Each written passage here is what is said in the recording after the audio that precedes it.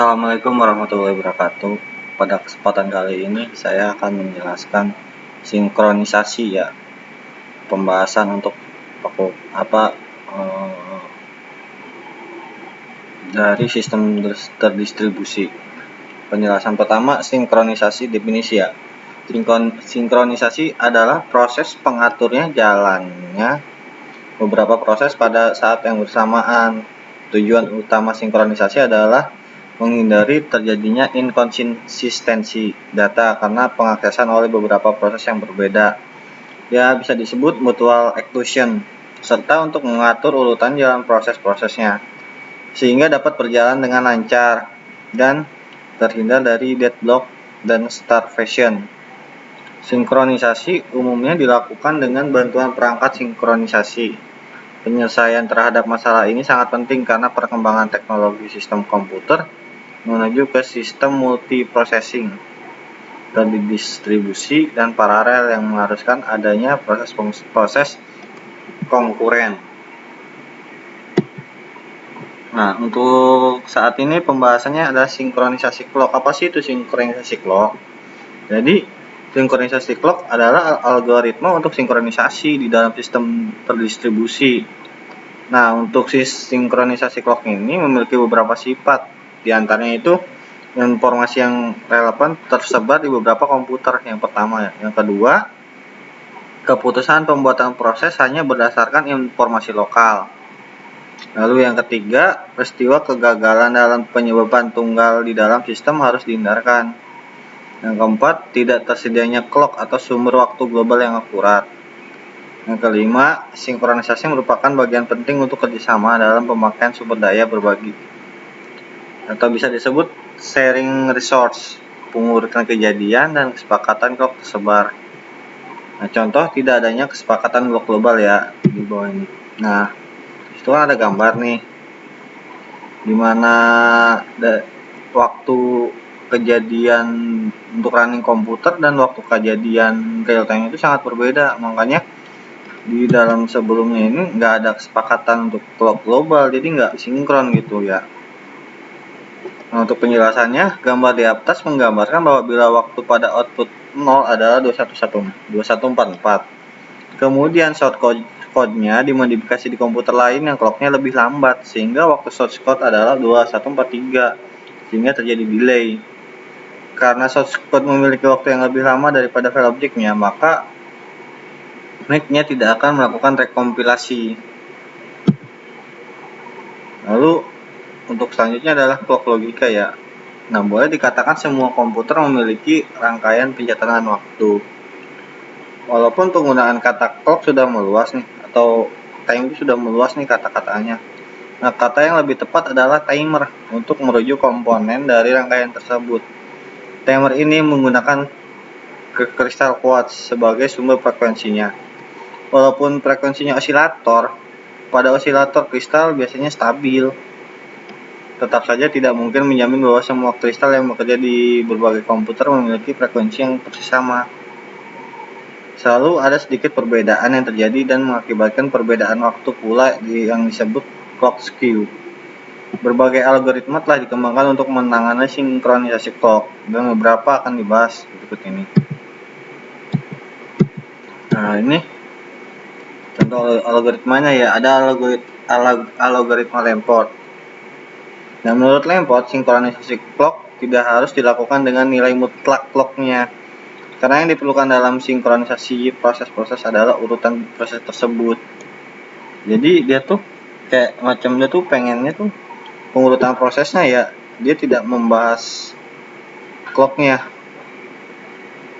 Jadi yang dipentingkan adalah konsistensi internal clock, bukan apakah clock tersebut harus sama persis dengan waktu real. Clock jenis ini biasanya disebut clock logika. Pengurutan peristiwa. Sejumlah problem yang penting akan terpecahkan bila pengurutan peristiwa yang jelas dapat dibuat, bahkan bila waktu realnya tidak diketahui. Untuk mensinkronkan clock logika, Lamport mendefinisikan relasi yang disebut happen before.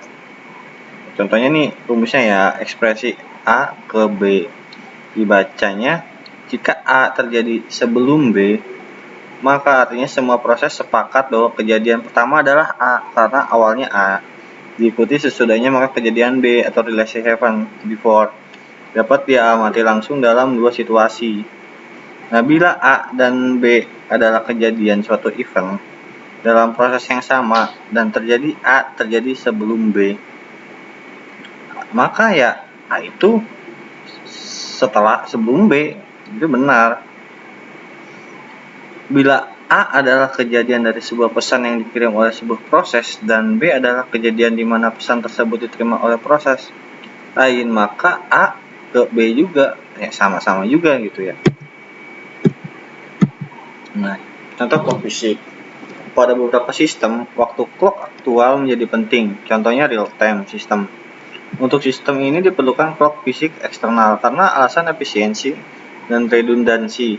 Clock fisik jamak biasanya digunakan yang mengakibatkan ada dua masalah muncul.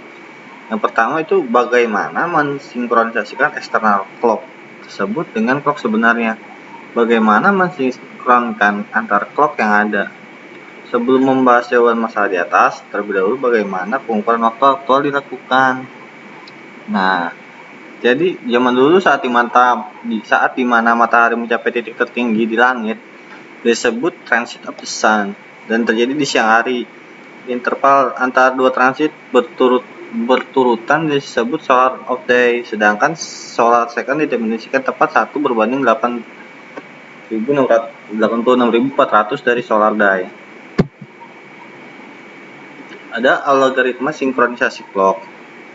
Frekuensi tick clock logika tergantung dari nilai yang dimuat ke counter, nilai yang menentukan resolusi clock. Interval waktu yang lebih kecil dari resolusi tidak dapat dibedakan lagi, karena laju pergesekan adalah perubahan offset antara clock dengan nominal referensi idealnya. Jadi clock hardware hanya berupa nilai di dalam register yang seperti nilainya 32 bit, yang kelak di rollover penanganan dilakukan dengan mengubah konstanta yang ditambah untuk memperoleh clock software yang biasanya berkisaran di order mikrodetik atau milidetik dari tanggal yang disepakati.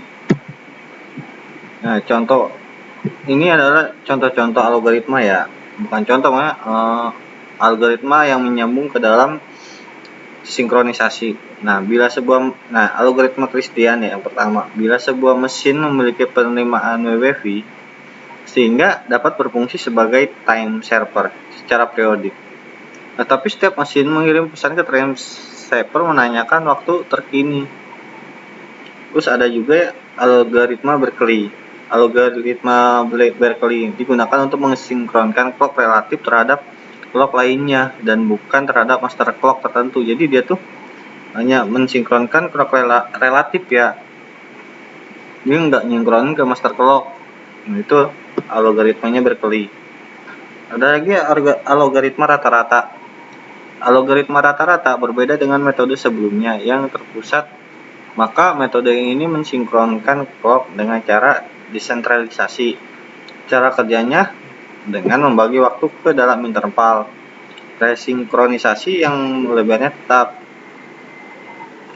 Sumber clock eksternal jamak. Algoritma ini memilih jadi dasar protokol NTP ya, disebut Network Time Protocol. Interval waktu dapat menggunakan algoritma Christian dengan waktu tunda perambatan yang digunakan dalam sistem disinkron dengan sangat akurat. Jadi sumber clock eksternal jamak ini kesimpulannya dia menggunakan algoritma Christian, di mana dia tuh seperti halnya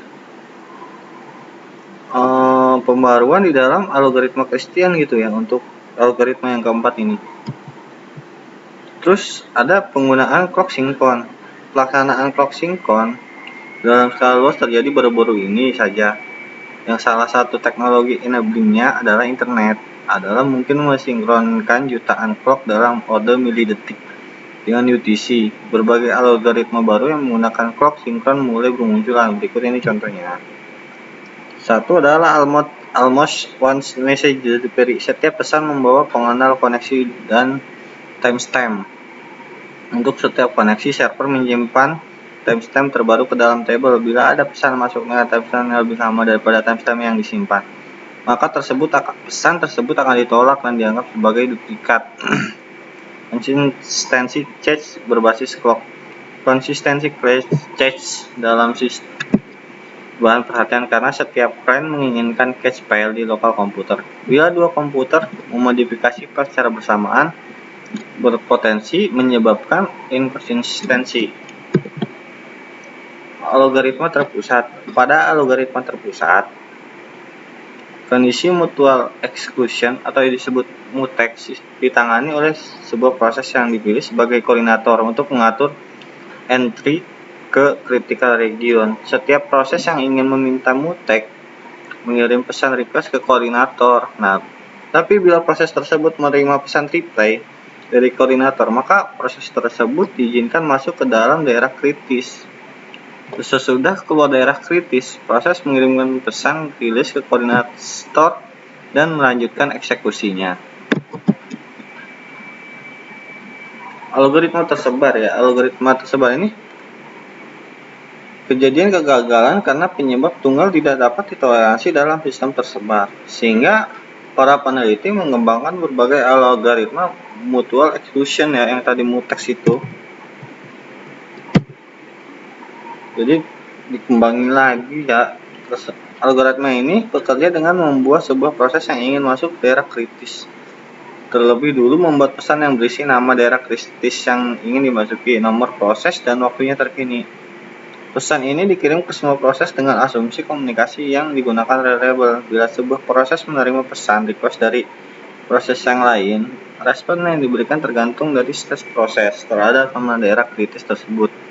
Ada 3 kasus penerimaan yang mungkin, yaitu penerima tidak berada dalam daerah kritis dan tidak ingin masuk, maka pesan oke dikirim balik. Lalu yang kedua, bila penerima sudah berada di dalam daerah kritis, maka tidak ada pesan yang dikirim. Yang ketiga, bila mana penerima ingin masuk ke daerah kritis tapi belum masuk, maka proses ini akan membandingkan catatan waktu dari pesan yang dikirimkan.